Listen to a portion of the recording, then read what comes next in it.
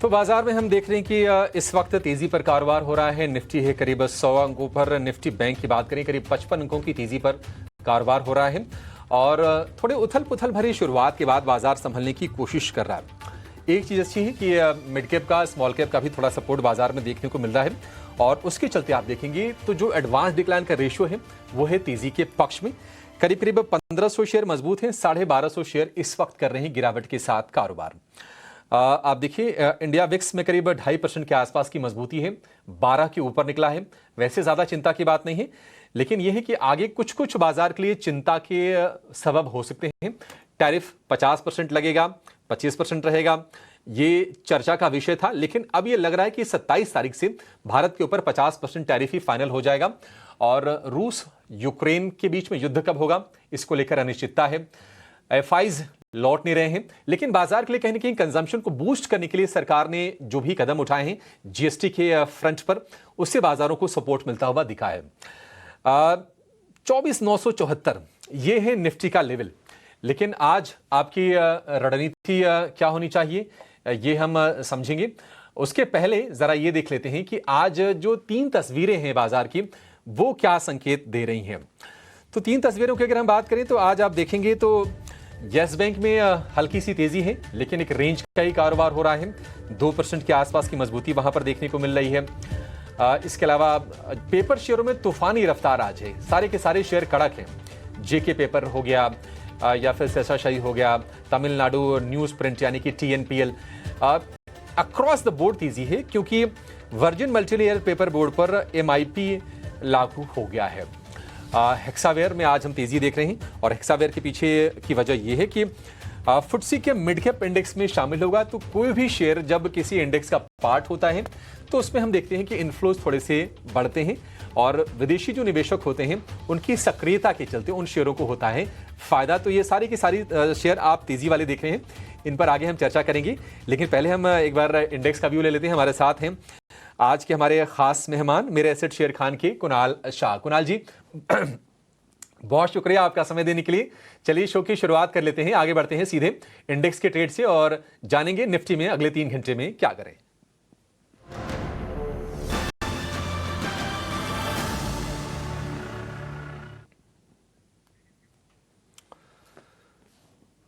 कुणाल जी यहां से आप कैसी रफ्तार देख रहे हैं बाजार की? आपको लगता है कि जो झटका हमने शुक्रवार को देखा बाजार अब उसको एब्जॉर्ब करने के लिए तैयार है और मौजूदा स्तर से भी तेजी की पोजीशन बना के चल सकते हैं? क्या एनालिसिस होगी आपकी? गुड आफ्टरनून अभिषेक, गुड आफ्टरनून सभी दर्शकों को। हमने 6 दिन की जो रैली देखी थी निफ्टी में, उसमें कहीं ना कहीं फ्राइडे को एक पॉज आया था क्योंकि इवेंट था और इसके लिए ट्रेडर्स अपनी पोजीशन लाइट रखना चाहते थे। आज के ट्रेडिंग सेशन में जैसे कि हमने देखा कि यूएस में रेट कट की संभावना बढ़ गई, तो आईटी स्टॉक से पार्टिसिपेशन आना स्टार्ट हो गया। सो कहीं ना कहीं आईटी आज निफ्टी को सपोर्ट कर रहा है, फार्मा में थोड़ी बहुत बाइंग दिखाई दे रही है यहाँ पे। सो निफ्टी अगेन एक रेंज में है जहाँ पे 24,700 का नीचे में सपोर्ट है और 25,200 का रेसिस्टेंस है। तो ये 500 पॉइंट की रेंज है जिसमें निफ्टी फंसा हुआ है। विद इन दिस रेंज हमारा व्यू बुलिश ही रहेगा। बाय ऑन डिप्स का, डिप्स को यूटिलाइज करे बाय करने के लिए निफ्टी में कहीं ना कहीं एक बार 25,200 250 के लेवल निकलते हैं तो एक शॉर्ट कवरिंग का मूव आना स्टार्ट होगा। सो निफ्टी पे भी अभी भी पॉजिटिव ही हमारा डिप्स पे खरीदने की सलाह रहेगी। जहां तक बैंक निफ्टी की बात है, यहाँ एक अंडर परफॉर्मेंस चल रहा है। हमने जो 3-4 दिन का कंसोलिडेशन हाई लेवल्स पे देखा था वो नीचे की तरफ टूटा है। तो कहीं ना कहीं बैंक निफ्टी को यहाँ पे पार्टिसिपेट करना पड़ेगा। जब तक बैंक निफ्टी पार्टिसिपेट नहीं करेगा तब तक निफ्टी भी ऊपर नहीं जा सकता है। सो निफ्टी अगर बैंक निफ्टी का पार्टिसिपेशन नहीं आया तो निफ्टी के जो 500 पॉइंट की रेंज है उसमें कंसोलिडेट करते रहेगा। बैंक निफ्टी के लिए 55,000 और 56,000 ये बड़ी एक रेंज बन गई है, वो रेंज के अंदर ही ट्रेड कर रहा है। अगर 55,000 टूटता है डाउन साइड पे बैंक निफ्टी पे, तो कहीं ना कहीं बैंक निफ्टी पे प्रेशर आना स्टार्ट हो जाएगा, जो बैंक निफ्टी को डाउन साइड पे 53,500 तक लेके जा सकता है। सो मेरे लिए खाली point of worry bank Nifty है। यहाँ पे ध्यान रखिए, अगर 55,000 टूटता है डाउन साइड पे तो आई थिंक सेलिंग प्रेशर बढ़ेगा, जो निफ्टी पे भी प्रेशर डालेगा इवेंचुअली, और निफ्टी में भी हम एक करेक्शन या डाउन साइड के मूव देख सकते हैं। सो बैंक निफ्टी मैं कहूंगा फिलहाल अवॉइड करें और अगर आप लॉन्ग होल्ड कर रहे हो तो 55,000 का स्ट्रिक्ट स्टॉप लॉस रखिए, अगर वो ट्रिगर होता है तो एग्जिट कर दीजिए, क्योंकि बैंक निफ्टी अभी भी अपने 20 डीएमए के नीचे ट्रेड कर रहा है। 56,000 एक स्ट्रॉन्ग रेजिस्टेंस है, जब तक ये लेवल नहीं निकलता है तब तक मेरा व्यू बुलिश नहीं रहेगा। 56,000 निकलता है तो एक बड़ी शॉर्ट कवरिंग की रैली आना स्टार्ट हो जाएगी, जो बैंक निफ्टी को एक नए हाई की तरफ लेके जाएगी। सो कहीं ना कहीं पॉइंट ऑफ वरी हमारे लिए बैंक निफ्टी रहा है। बैंक निफ्टी जब तक 20 डीएमए इमीडिएट जो रेजिस्टेंस है 55,570 का वो नहीं निकालता है, तब तक view sideways to sell on rise का ही रहेगा। जहां तक ब्रॉडर मार्केट है, यहाँ पे हमने स्ट्रेंथ देखी है, सो एडवांस डिक्लाइन रेशियो में कहीं ना कहीं एडवांसेस ज्यादा है, सो ब्रॉडर मार्केट की स्ट्रेंथ दिखाई दे रही है। सो ब्रॉडर मार्केट्स पे ज्यादा फोकस करिए, बैंक निफ्टी थोड़ा अवॉइड करिए, काफी वॉलेटाइल रहेगा और हम मंथली एक्सपायरी की तरफ भी जा रहे हैं। और निफ्टी कहीं ना कहीं डिप्स मिलता है, उसको एक अपॉर्चुनिटी की तरह यूज करें बाय करने के लिए। ठीक है, ये स्ट्रेटजी हो गया आपके लिए निफ्टी और निफ्टी बैंक की। निफ्टी बैंक जब तक 55,570 के ऊपर नहीं निकलता तब तक आप साइडवेज मूवमेंट ही देखेंगे। 56,000 के ऊपर निकल गया तो एक बड़ी शॉर्ट कवरिंग बाजार को और ऊपर ले जाने का काम करेगी। कुणाल जी, फिर लगे हाथ ये भी बता दीजिए कि इंडेक्स के अलावा अगर किसी को शेयर में पैसे बनाने हैं तो क्या स्ट्रेटजी बनाए? आई थिंक दो स्टॉक यहाँ पे मैंने दोनों लॉन्ग साइड पे सिलेक्ट किए हैं। अब इस मार्केट में आपको इंडेक्स स्टॉक स्पेसिफिक रहना पड़ेगा। यहाँ पे फार्मा पे मेरा फोकस रहेगा। जो फर्स्ट स्टॉक मेरे रडार में आया है वो है ज़ायडस लाइफ। एक टेक्निकल टर्म्स में हम बोलते हैं कि एक inverse head and shoulder pattern बनाया है और उसका नेकलाइन ब्रेकआउट पे है, तो मुझे लगता है यहाँ से मोमेंटम आना स्टार्ट हो जाएगा। रिस्क रिवॉर्ड काफी फेवरेबल है। था ये 1,005 1,006 के आसपास चल रहा है स्टॉक। एंड आप देखोगे कि स्टॉक ने काफी अंडर परफॉर्मेंस दिखाई थी और अब यहाँ से मुझे लगता है एक बड़ी आउट परफॉर्मेंस आना जायडस लाइफ में स्टार्ट हो जाएगी। एक पोर्टफोलियो काइंड ऑफ स्टॉक भी है एंड मुझे लगता है ट्रेडिंग के लिए भी एक बेस्ट सुटेबल है। टेक्निकली एक छोटा सा फ्लैग पैटर्न का भी ब्रेकआउट आया है, तो ये मोमेंटम आगे बढ़ते जाएगा। आज वॉल्यूम भी अच्छा खासा हुआ है एंड लॉन्ग पोजीशन भी बिल्टअप हो रही है फ्यूचर्स में। सो मुझे लगता है यहाँ से एक अच्छी रैली आनी चाहिए। डाउन साइड पे जो सपोर्ट है स्टॉक का वो है 975 का, तो वो स्टॉप लॉस रखिए। हाई लेवल पे मुझे लगता है 1040 से लेके 1100 तक के टारगेट्स आ सकते हैं अगले 1 से 2 हफ्ते में। सो यहाँ से एक अच्छी खासी 10% की अपसाइड दिखाई दे रही है जायडस लाइफ में स्टॉक में करंट लेवल से। सेकंड स्टॉक जो रडार पे आया है वो आई थिंक गोल्ड प्राइसेस के रिलेटेड है एंड मुझे लगता है मनप्पुरम यहाँ पे स्ट्रेंथ बताया जा रहा है। High top high bottom formation है, कंसोलिडेशन का ब्रेकआउट भी आया है आज के ट्रेडिंग सेशन में। सो मुझे लगता है यहाँ जो अपमूव है वो कंटिन्यू रहना चाहिए मनप्पुरम में। सो यहाँ पे बाय की सलाह रहेगी। करंटली 271 के आसपास चल रहा है। रिस्क टू रिवॉर्ड फेवरेबल है। 265 का स्टॉप लॉस रखिए डाउन साइड पे और हाई लेवल्स पे स्टॉक आपको 278 से लेके 284 तक के टारगेट्स बता सकता है।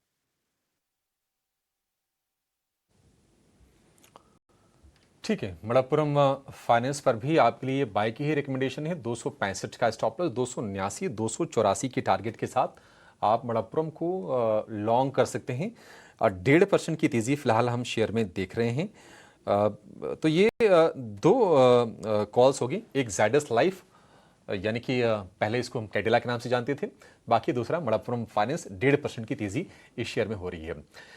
इस बीच एनबीसीसी को राजस्थान सरकार से 3700 करोड़ रुपए का ऑर्डर मिला है। 104 रुपए का भाव है। एनबीसीसी नवरत्ना स्टेटस वाली कंपनी है सरकार की और राजस्थान कन्वेंशन सेंटर बनाने के लिए ऑर्डर मिला है और ऑर्डर की साइज ठीक ठाक है। ये कंपनी वैसे इसकी जो स्पेशलाइजेशन है वो है रीडेवलपमेंट की और राजस्थान सरकार ने ये ऑर्डर दिया है, तो ऑर्डर बुक वगैरह तो ठीक ठाक है एनबीसीसी के, लेकिन एनबीसीसी चल के फिर एक रेंज में आके फंस जाता है। दिक्कत ये है, सरकारी कंपनी है, 104 रुपए का भाव है।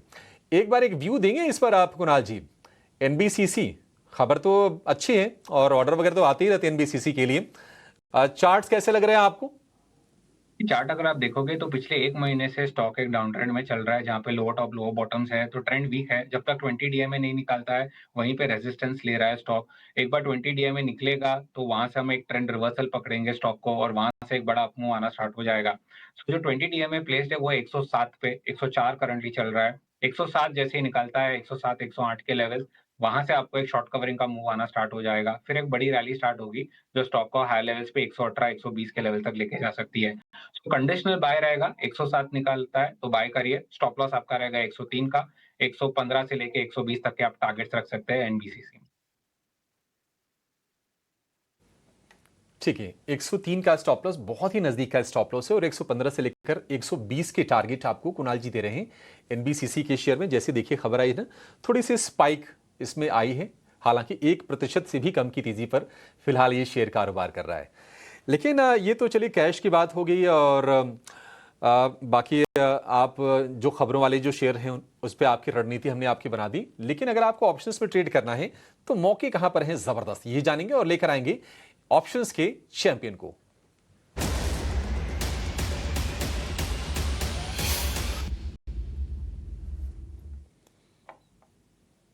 यस सिक्योरिटीज के लक्ष्मीकांत शुक्ला हमारे साथ जुड़ गए हैं ऑप्शंस का एक शानदार ट्रेड बताने के लिए।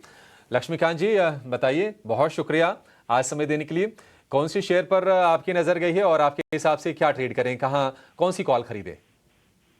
Good afternoon Abhishek ji. तो आज हमारी नज़र जाइडस लाइफ पर गई है। यहाँ पर हमें इन्वर्टेड हेड एंड शोल्डर का ब्रेकआउट देखने को मिल रहा है डेली के चार्ट पर, और ये जो ब्रेकआउट है वो bullish belt hold candlestick pattern के साथ आता हुआ दिखाई दे रहा है, जो कि इस स्टॉक में स्ट्रेंथ दर्शाता है। तो हमें 1000 स्ट्राइक प्राइस का कॉल ऑप्शन बाय करके चलना है। वो हमें 11 से 13 रुपए के बीच में मिल जाएगा तो ज़्यादा बेहतर रहेगा। और जो हमारे टारगेट आ रहे हैं जाइडस लाइफ में 1000 कॉल स्ट्राइक प्राइस की स्ट्रेटजी में, वो आ रहे हैं 26 रुपीज़ के। और हमें अगर करेक्शन आता है इन टर्म ऑफ ये ब्रेकआउट अगर फेल होता है तो हमें 5 रुपीज़ का स्टॉप लॉस लेकर चलना है यहाँ पर। तो लॉट साइज को देखते हुए जो रिस्क बनता हुआ दिखाई दे रहा है वो दिखाई दे रहा है 6300 का, और जो अगर टारगेट अचीव होते हैं तो जो मैक्सिमम रिवॉर्ड है वो आता हुआ दिखाई दे रहा है 12600 रुपीज़ का। ठीक है, बढ़िया। अभी ये शेयर आपको सुझाया अभी कुणाल जी ने भी, और जाइडस लाइफ के लिए उन्होंने बोला कि 1050 के टारगेट के लिए आप इसको खरीद सकते हैं कैश में। लेकिन अगर आप ऑप्शंस में खरीदना चाहते हैं, थोड़ा कम पैसे लगाकर, थोड़ा रिस्क लेकर आप अगर कुछ ट्रेड करना चाह रहे हैं, तो जाइडस लाइफ 1000 वाली कॉल खरीदनी है। 11 से 13 रुपए के भाव में मिल जाएगी आपको एक कॉल। लक्ष्य 26, स्टॉप लॉस 5, अधिकतम मुनाफा प्रति लॉट 12,600, अधिकतम नुकसान उसका आधा 6,300 रुपए का, और शेयर में हम 2% के आसपास की अच्छी तेजी भी देख रहे हैं। तो ये स्ट्रेटजी आपके काम आ जाएगी। तो जहां पर एक्शन है, जहां पर मोमेंटम है, उसी में से ट्रेड निकल के आते हैं। तो ट्रेंड के साथ आप जाइए, बाजार में आपके पैसे बन जाएंगे, और ये ट्रेंड पकड़ते हैं हमारे दिग्गज एक्सपर्ट्स। चलिए छोटे से ब्रेक के लिए रुकेंगे, ब्रेक के बाद जब लौटेंगे तो मिड कैप में कहां पर और एक्शन हो रहा है, कौन से शेयर तेजी से बढ़ रहे हैं, कौन से गिर रहे हैं, उनकी भी बात करेंगे, और फटाफट कुणाल जी से चर्चा करेंगे, आप कहीं जाएगा नहीं।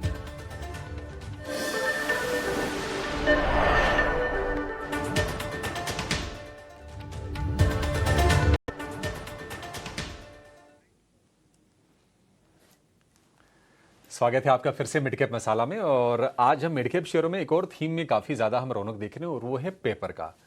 सारे के सारे पेपर शेयर, हालांकि हम चर्चा हमेशा नहीं करते हैं पेपर की, लेकिन आज चर्चा इसलिए कर रहे हैं क्योंकि अगर आप देखेंगे जीके पेपर में 14% की तेजी, वेस्ट कोस्ट पेपर 12% ऊपर, तमिलनाडु न्यूज प्रिंट जिसे हम टीएनपीएल के नाम से भी जानते हैं शॉर्ट फॉर्म में, 11% ऊपर है। तो उसकी वजह क्या है, अचानक से पेपर में ऐसी गर्मी क्यों आ रही है, ये जरा समझते हैं। हमारे सहयोगी शरद दुबे हमारे साथ जुड़ गए हैं। शरद, शानदार तेजी पेपर में आज हम देख रहे हैं कि कड़क रफ्तार है, बताइए आज इस तेजी की ट्रिगर क्या है? आज हम देख रहे हैं पेपर स्टॉक्स में जो है बहुत अहम तेज़ी देखने मिल रही है। JK paper, TNPL, Andhra paper और वेस्ट कोस्ट पेपर जैसे स्टॉक्स में देखें तो बहुत तेज़ी मोमेंटम आ रही है। लेकिन याद रखिए, ओवर द वीकेंड एक बहुत बड़ा न्यूज़ फ्लो आया था जहां पे गवर्नमेंट ने मिनिमम इंपोर्ट प्राइस जो है लगा दिया था वर्जिन मल्टीलेयर पेपर बोर्ड पे, और जो उनकी इंपोर्ट पॉलिसी है उसको भी बदलाव लाया था। इसके कारण जो है सारे पेपर स्टॉक्स में अच्छी मोमेंटम देखने मिल रही है, क्योंकि अब चाइना जो है सस्ते पैकेजिंग पेपर डंप भारत में नहीं करेगा। तो उसके कारण जो है सारे पेपर स्टॉक्स में तेज़ी आ रही है। लेकिन और भी अहम रीज़न है जिस पे आपकी नज़र होनी चाहिए पेपर स्टॉक्स पे। सबसे पहला है फेस्टिव सीज़न आ रहा है। फेस्टिव सीज़न के पहले पैकेजिंग सेगमेंट के बहुत बड़े बड़े ऑर्डर्स देखने मिलते हैं। हमारी बातचीत हुई इंडस्ट्री से तो पता चला कि रॉ मटेरियल प्राइसेस में जो है स्टेबिलिटी अभी भी देखने मिल रही है, और कुछ लिस्टेड प्लेयर्स तो कैपेसिटी एक्सपेंशन भी कर रहे हैं। एक इंपॉर्टेंट बात और बता दूं कि तीसरा तिमाही और चौथा तिमाही सीजनली स्ट्रॉन्ग रहता है पेपर और पैकेजिंग इंडस्ट्री के लिए। और आखिर में बात करें तो एजुकेशन और एनसीईआरटी सिलेबस चेंजेस के कारण जो है किताब में जो है पेपर्स की बहुत जो है रिक्वेस्ट आने वाली है। तो इसके कारण जो है सारे पेपर स्टॉक्स में जो है तेज़ी आ रही है। ये अहम ट्रिगर्स है जिस पे हमारी नज़र होनी चाहिए।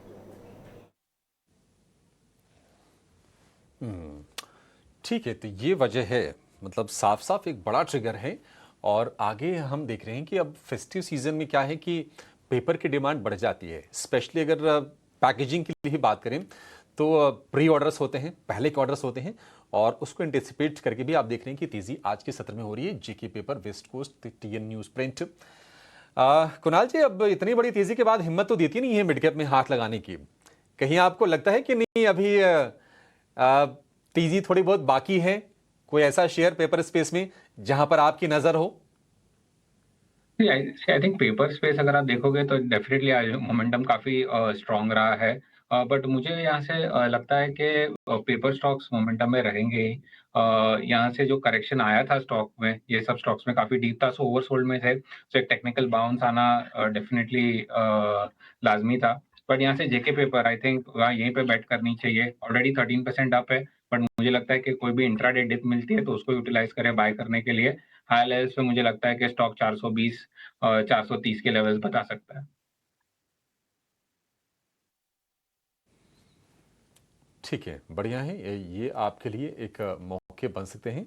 तो अगर इस स्पेस में रहना भी है ना, तो आप दिग्गज कंपनी के साथ ही रहिए। जेके पेपर में अगर आपका निवेश है तो 430 रुपए तक की का रास्ता जो है उसके लिए ग्रीन सिग्नल दिखाई दे रहे हैं चार्ट की अगर हम बात करें तो। लेकिन आज अगर हम मिड कैप की अगर हम बात करें तो कुछ और शेयर्स हैं जहां पर हम तेजी देख रहे हैं। आप देखिए, आईटी का वैसे बोलबाला है, लेकिन जुबिलेंट फूड में तेजी है। वायदा के सबसे ज्यादा चढ़ने वालों शेयर में शामिल है ये। इसके अलावा नायका में हम तेजी देख रहे हैं। नायका जब से 200 रुपए के ऊपर गया है, नतीजे भी इसके अच्छे नायका के आए थे। नायका का शेयर चल रहा है, यानी कि एफएसएन ई कॉमर्स। यूपीएल 700 रुपए के ऊपर निकला। काफी समय, लंबे समय तक हमने देखा था कि 650 रुपए के आसपास एक बेस बनाया, उसके बाद शेयर ने जो छलांग लगाई, अब ये 700 के ऊपर जाकर टिक रहा है। यूपीएल, जुबिलेंट फूड, नायका, कोई शेयर आपको कुणाल जी इसमें अच्छा लग रहा है? मेरा फोकस रहेगा यहाँ पे नायका पे। सो हमने हमारे क्लाइंट्स के लिए लास्ट वीक एक फेस्टिव सीजन पिक की रिपोर्ट भी निकाली थी, और जहाँ पे हम एक्सपेक्ट कर रहे थे कि अगले 1 से 2 महीने के लिए कौन से स्टॉक्स है जो मोमेंटम में रहेंगे टेक्निकल आउटलुक पे। और वो फेस्टिव पिक के हिसाब से हमने नायका को ही एक बाय रिकमेंडेशन हमारे क्लाइंट्स के लिए दिया था। 217-216 के भाव पे था, और हमने कहा था कि 236-240 के टारगेट्स अपसाइड पे लग रहे नायका के लिए। तो वो लेवल से 10 to 12% की अपसाइड दिखाई दे रही थी अगले 1 से 2 महीने में। तो इसके लिए हमने नायका रेकमेंड किया था। अगेन मोमेंटम स्ट्रांग है, एक फ्लैग पैटर्न का ब्रेकआउट हुआ है, लॉन्ग टर्म चार्ट्स काफी अच्छे हैं, तो यहाँ पे व्यू बुलिश रहेगा नायका पे। मुझे लगता है 236 से लेके 240 तक के टारगेट्स रखने चाहिए नायका में। स्टॉप लॉस डाउन साइड पे आपका रहेगा वो है 224 का। ठीक है, 224 का टारगेट होगा, स्टॉप लॉस होगा नायका के लिए। 231 रुपए पर फिलहाल ये शेयर कर रहा है ट्रेड। 0.25% की तेजी है। लेकिन चलिए जान लेते हैं कि अगर आपको मिड कैप में कोई महारथी शेयर अगर चुनना हो, जो भविष्य महारथी बन सकता हो और जहां पर वैल्यूएशन अच्छे हो और काम में उनके दम हो, ऐसा शेयर जानेंगे मिड कैप के महारथी सेगमेंट में।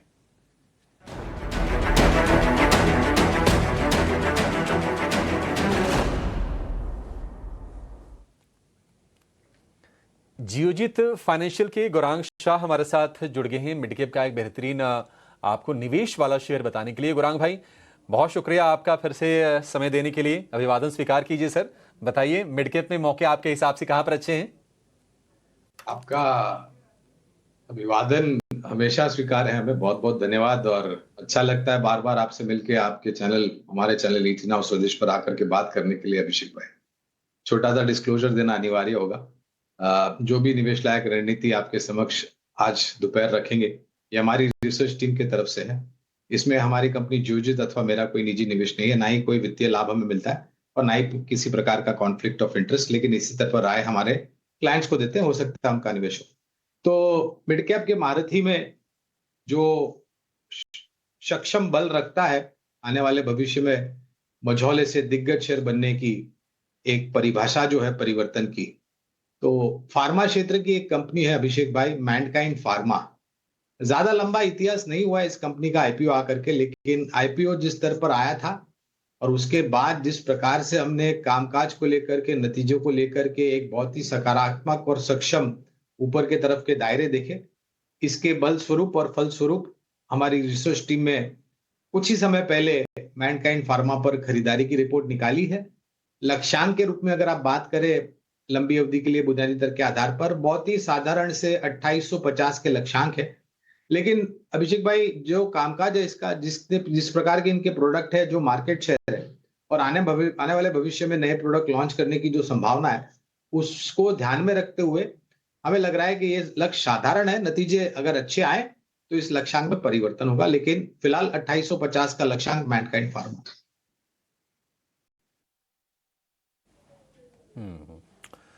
ठीक है, मैनकाइंड को लेकर ये व्यू, थोड़ा सा फ्लोट कम है मैनकाइंड का, अदरवाइज कंपनी सॉलिड है, इसमें कोई दो राय नहीं है और प्रेजेंस अच्छी है और अच्छे से डाइवर्सिफाई भी कर रखा अपने आप को मैनकाइंड ने। आगे जाके हो सकता है कि इसमें से ना इनका एक पैथकाइंड लैब वाले जो डायग्नोस्टिक वाला कारोबार है ना, मे भी कभी न कभी तो होगा कि उसको अलग करके लिस्ट भी कराएंगे, देखते हैं, बट वो बहुत दूर की चीज़ है। लेकिन फिलहाल वैल्यू उसमें है 2850 रुपये का टारगेट है, 2550 का भाव फिलहाल है। इसको आप खरीदिए, 12 महीने के में आपको ये टारगेट अचीव होते हुए दिखेंगे। थोड़ा सा नरम है तो आपके लिए एंट्री का बेहतर मौका भी इसमें बन जाएगा।